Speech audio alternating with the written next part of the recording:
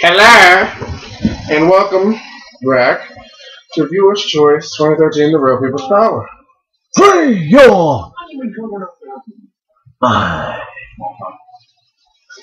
Really? Yes, really. I do what's up today. Welcome to the Smackdown review. Yes, Friday Night Smackdown has just gone off the air, which means it is now time for Friday Night Smackdown review. Stop. Okay. So, as you know, we did keep watching in the news and a topic earlier, so tonight we are just doing SmackDown review. So the show opened up with the returning Big Show after his double WMDs to both Tensai and Brodus Clay on Raw. He made his way to SmackDown to face the Viper Randy Orton. And it was named that their match, which would be the main event, would determine the number one contender for Sheamus' World Heavyweight Championship at Hell in a Cell. Yeah. So as I said, the show kicked off with the Big Show, and then out comes Randy Orton. Because of course, you know the Big Show, he's gonna talk shit about how he's big and bad and blah blah blah. And Nobody's better than he is ever. That's right. And you know Randy ain't gonna go for that crap. Randy made his presence felt. He pretty much said, you haven't beat everybody, you haven't beat the most sadistic person on SmackDown. And that would be Randy Orton. That is correct. And then while they were trading words back and forth, out comes Alberto Del Rio, trying to sneak his way into another world title shot. Of course, like he always tries to do. Mm-hmm. But as usual, he sticks his nose where it doesn't belong. And this time, he got an RKO for his efforts. RKO. Bit him again. Now, first match of the night was for the umpteenth time, U.S. Championship. The champion, Antonio Cesaro, defended against Santino Marella. And again, Antonio Cesaro wins.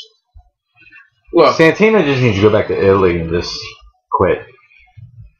No, I'm not going to say he needs to quit, because at times he can be pretty funny. Yeah, you're true. You're right. I'm damn true. It's true.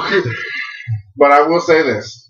They need to get a more interesting person in the U.S. Championship title hunt. Okay? It's just boring. It's the U.S. Championship. Come on. U.S., United States. What are you saying? United States is boring? Right? That's what you're saying. Shit, get some excitement up in there. Shit, even the Intercontinental Championship has had better matches where it was defended than the fucking U.S. Jericho. Championship. You had Edge. I mean, recently. No, I'm just saying. Oh. But yeah, shit, Night of Champions. Fatal 4-way match for the Intercontinental Championship. And then for the U.S. title, yeah, Cesaro versus Zack Ryder after winning some crappy battle royal. Wow. Come on, man. Stunning. Of everyone on that roster, you say no one else is more qualified enough to get the U.S. Championship? Santino has been against Cesaro about like 100 times now. Move on. Move the fuck on. Second match of the night, Divas action. Beth Phoenix took on Natalya. This was actually a pretty competitive match. I enjoyed it. Although they have one flaw, but other than that, it was good. Yeah, one flaw that we both kind of eyed up on at the beginning of the match, but it got good, so it overshadowed that little mishap. Beth Phoenix was the victor in that. And then out comes that nosy, annoying bitch, Eve. Well, yeah, because the latest actions against Caitlyn, the sneak attack, which the only evidence that there was that it was a bluff, so she was going to indefinitely suspend Beth Phoenix. Now, coming back on the air, Beth Phoenix decided to confront GM Booker T as for what Eve did, And Booker T was like, "What the hell are you talking about? You ain't got no power and authority on that one."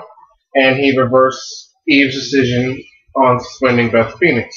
And of course, Eve, the conniving whore that she is, tried to pin it on Teddy Long. Yep. And we all know it wasn't Teddy Long. We all know it was Eve. And we all know it was Eve who attacked Caitlyn. Yeah, right. The bitch put on a wig. Okay? She put on a fucking wig. It's plain and simple. She put on a wig and she attacked Caitlyn. Okay? Yep. Next match. Wade Barrett took on Zack Ryder. Boring match. Wade Barrett won. Next up, the second showing of Miz TV with special guest, World Champion Sheamus. Now, Monday night was the original premiere of Miz TV, which Ryback destroyed it. Yes, that did happen, but the guest for that was GM Booker T.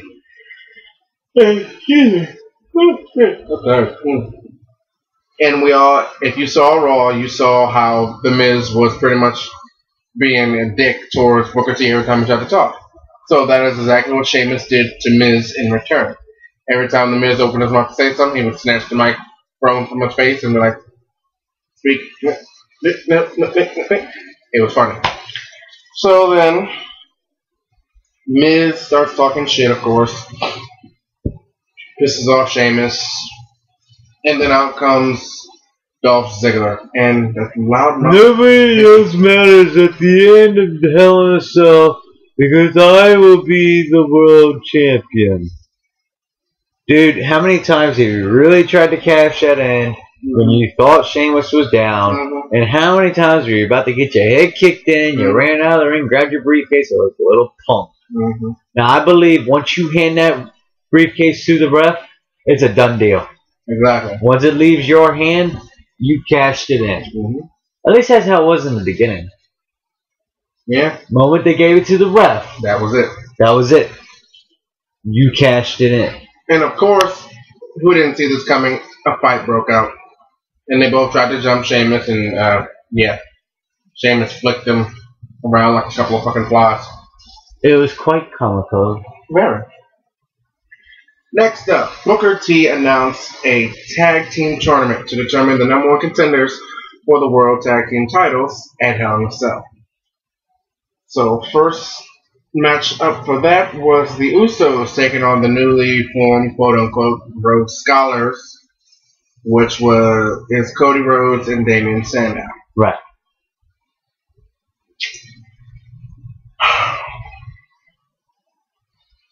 All I'm saying is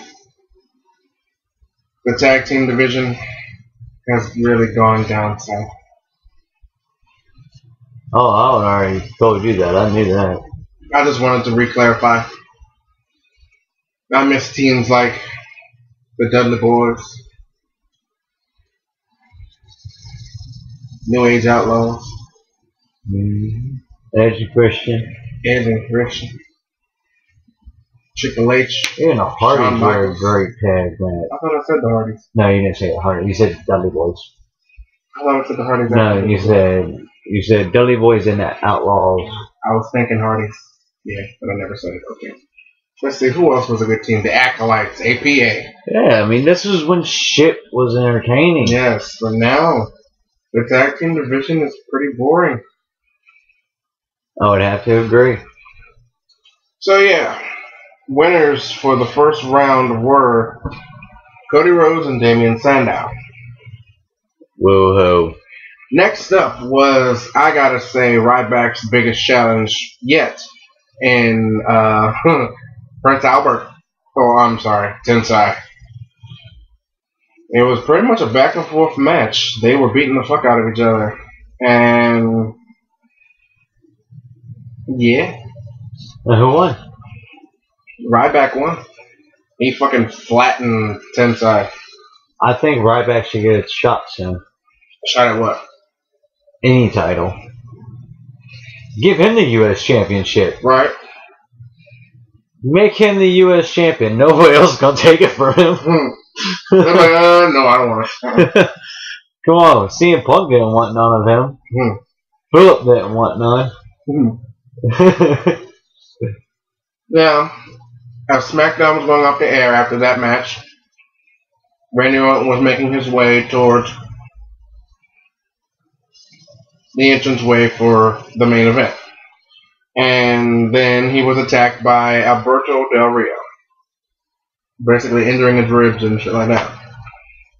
So before the main event could start, of course, Alberto Del Rio is going to come out there, and he tried to claim that since he took Randy Orton, or so he thought, took Randy Orton out of the running by attacking him backstage, he would take his place.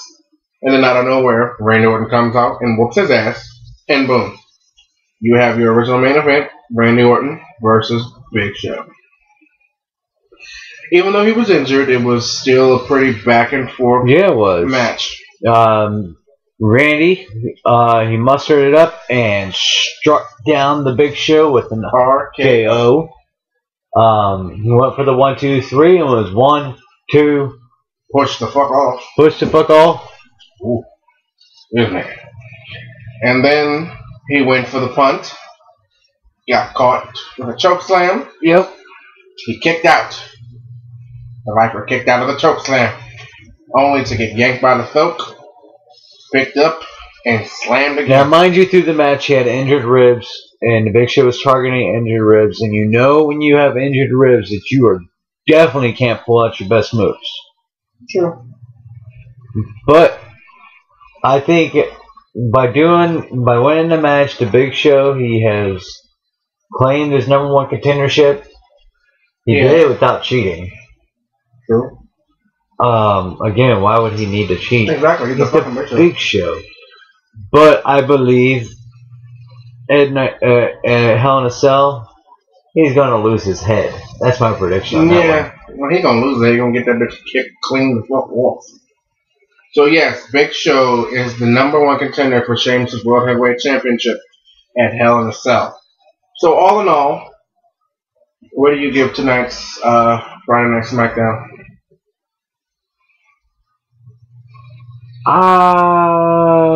4. I agree. I'll give it a 4. So, thank you for tuning in to SmackDown Review. We will see you tomorrow night with people watching and in the news and topic or two. And then on Monday, we'll have the next Raw review. So, have a good night, everybody. And we'll see you tomorrow. And if you're not down with that, we got 2 words for you. Words for you. Suck it.